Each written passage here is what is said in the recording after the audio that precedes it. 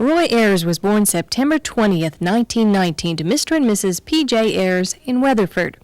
During his childhood, Roy was very small for his age.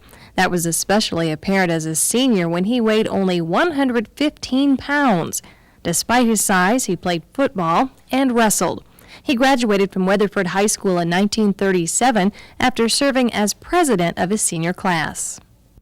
Since there weren't many jobs in his hometown, Roy moved to Oklahoma City, where he went to work for a chain of variety stores. He saved all the money he could and enrolled at Southwestern State University in 1938. His father died after his freshman year, so Roy returned to the workforce. He joined the U.S. Army in 1940 and graduated from Officer Training School at Fort Sill in 1943.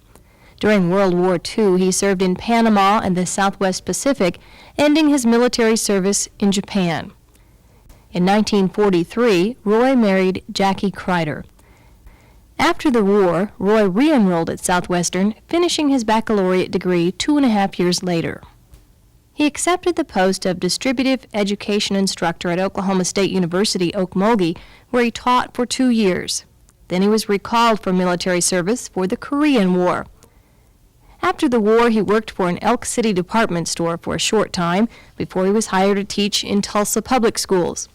He earned his master's degree in trade and industrial education from Oklahoma State University in 1958. In 1962, J.B. Perky offered him a job as state supervisor of trade and industrial education. He loaded up his wife Jackie and their 4 children, Patrick, Kathy, Barbara, and Joe, and moved to Stillwater. Jackie became a teacher at Stillwater High School. As state supervisor, Roy moved quickly. He reorganized his staff, established new guidelines, recruited new teachers for a burgeoning field, worked with OSU's teacher education staff, planned conferences, and worked with advisory committees.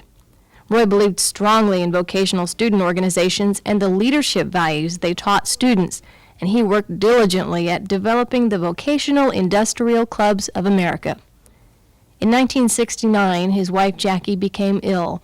After a long illness, she died of cancer. In 1972, Roy married Fran Stoop, who had lost her spouse to cancer in 1968. Now retired, the Ayres make their home in Bella Vista, Arkansas, where they enjoy the amenities of 7 golf courses, 6 lakes, and many new friends. Their welcome mat is always out to Friends of Votech Education. We salute Roy Ayres, a Votech hero.